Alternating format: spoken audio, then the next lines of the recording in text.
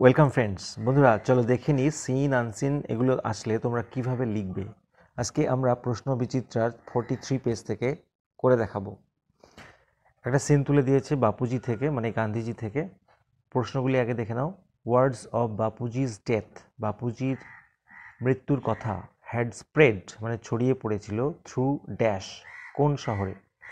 আমরা কীভাবে লিখবো, এই দেখো লেখা আছে words of Bapuji's death had spread through Delhi.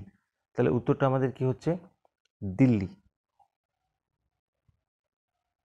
বিয়েটি দেখে নাও। There was silence in the room as Gandhiji dash, ঘরের মধ্যে নীরবতা ছিল যখন গান্ধীজি, এখানে অ্যাজ মানে যখন, যখন গান্ধীজি কি করেছিল, কথা বলছিল, দেখছিল, প্রে করছিল, ব্রেথ হিজ লাস্ট শেষ নিঃশ্বাস ত্যাগ করেছিল। আমরা এখানে দেখতে পাচ্ছি সেকেন্ড লাইনটা দেখো, there was silence in the room as Gandhiji breath his last, পরিষ্কার লেখা আছে যখন শেষ নিঃশ্বাস ত্যাগ করেছিলেন। তাহলে আমাদের অপশন 4।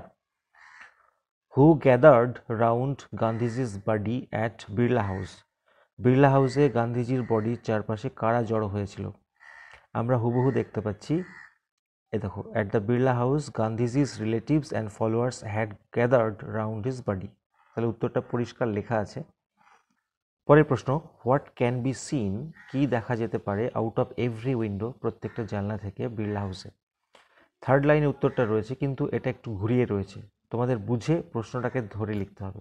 এখানে বলেছে প্রত্যেকটা জানলা থেকে দেখা যাচ্ছিল, মানে ওয়ান কুড সি, কেউ দেখতে পাচ্ছিল, a brown blur of faces. তাহলে উত্তরটা কি, a brown blur of faces. তাহলে আমরা এখানে লিখবো, হটের জায়গায় শুধু অ্যান্সারটা লিখে দেবো, a brown blur of faces can be seen out of every window at Birla house. তারপরে দেখে নাও ট্রু ফলস, সাপোর্টিং স্টেটমেন্ট চেয়েছে। The crowd was making hue and cry as they gathered round বাপু's dead body. hue and cry মানে হচ্ছে সরগোল পাকানো, অর্থাৎ হই হট্টগোল করা।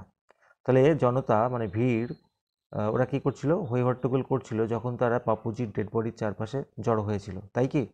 এটা অ্যাকচুয়ালি ফলস হবে। কেন ফলস?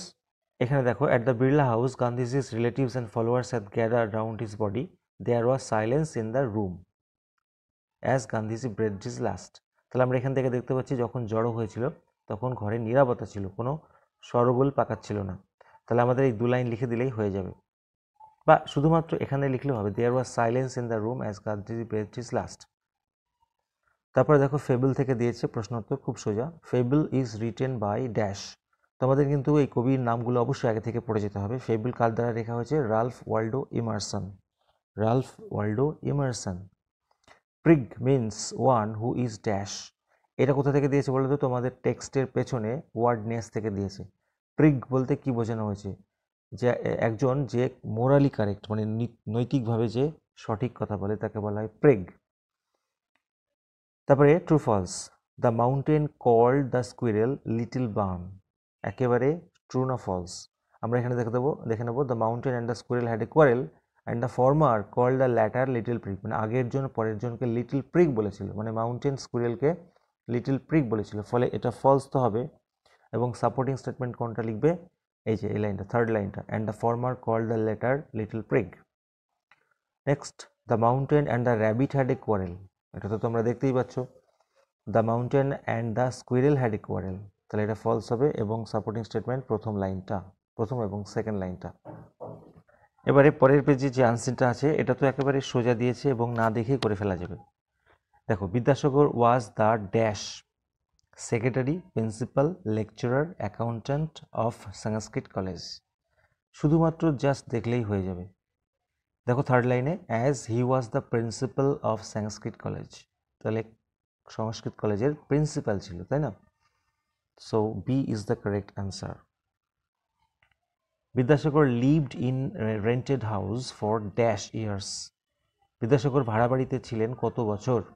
একেবারে প্রথম লাইনে, Vidyasagar lived in a rented house for 47 years, অর্থাৎ 47 বছর, 47 ইয়ার্স, একদম সিএটি।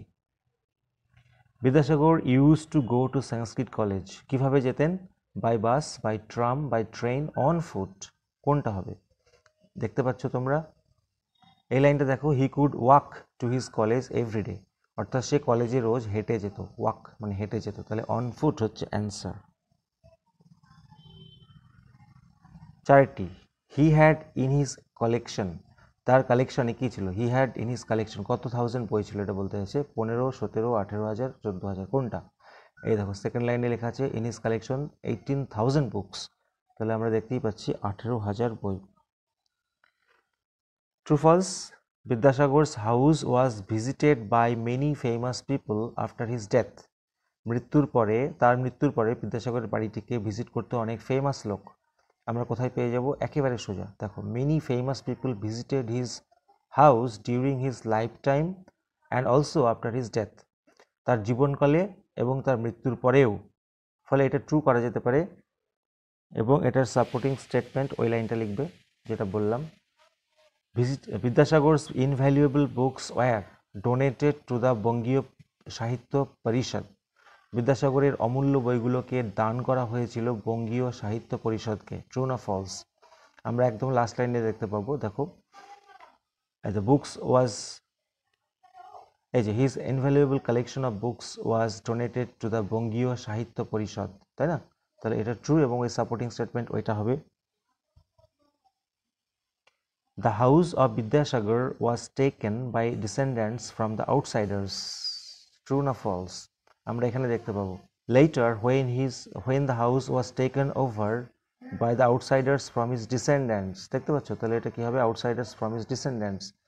এটা বন্ধুরা false হবে। এখানে বলেছে by descendants from the outsiders, আর এখানে বলেছে by outsiders from his descendants, উল্টো দিয়েছে, ফলে এটা false।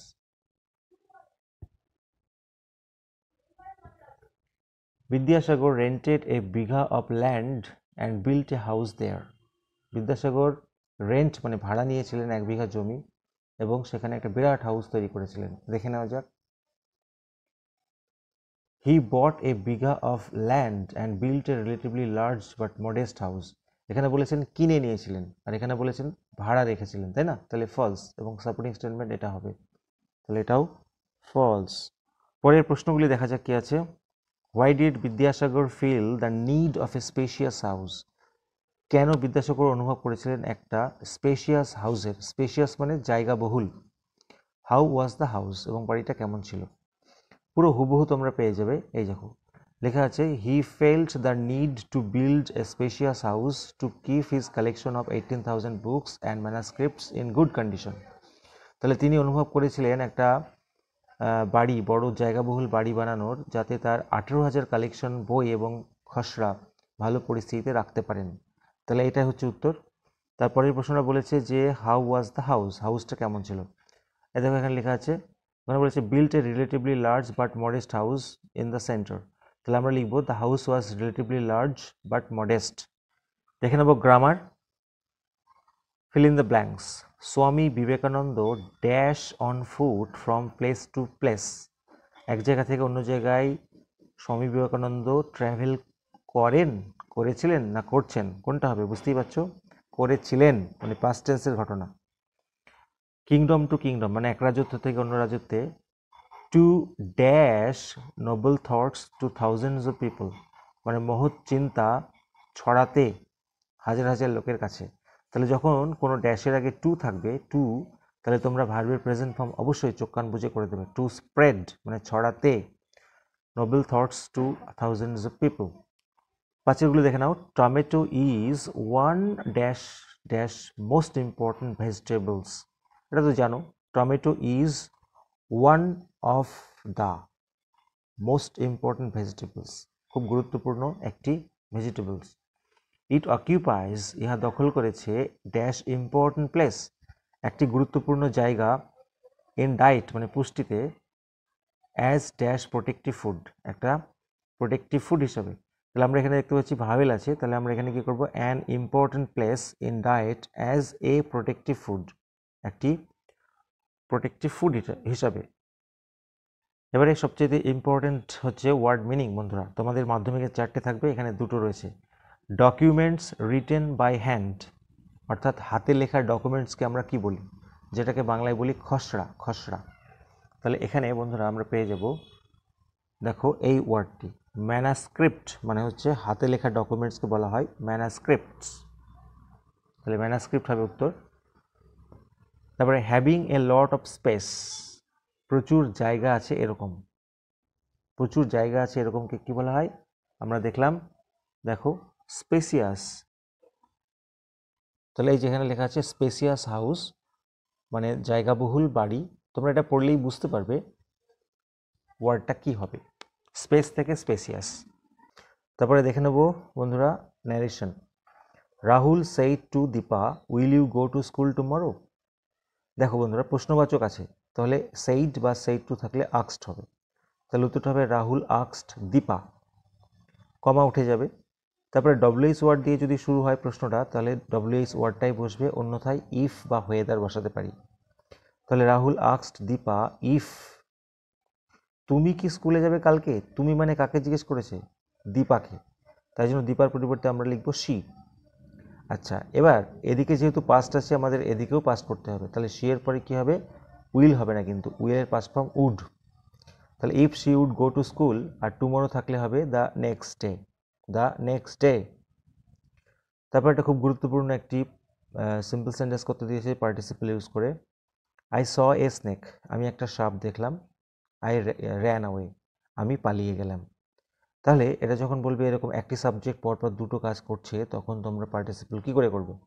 প্রথমে যে ভার্বটা আছে সেই ভার্বের সাথে আইএনজি যোগ করতে হবে, অর্থাৎ সয়ের সঙ্গে তো আইএনজি যোগ করা যায় না, তাহলে এটা আমরা সি করব। Seeing a snake, seeing a snake I ran away, একটা সাপকে দেখে আমি পালিয়ে গেলাম, এরকম হবে।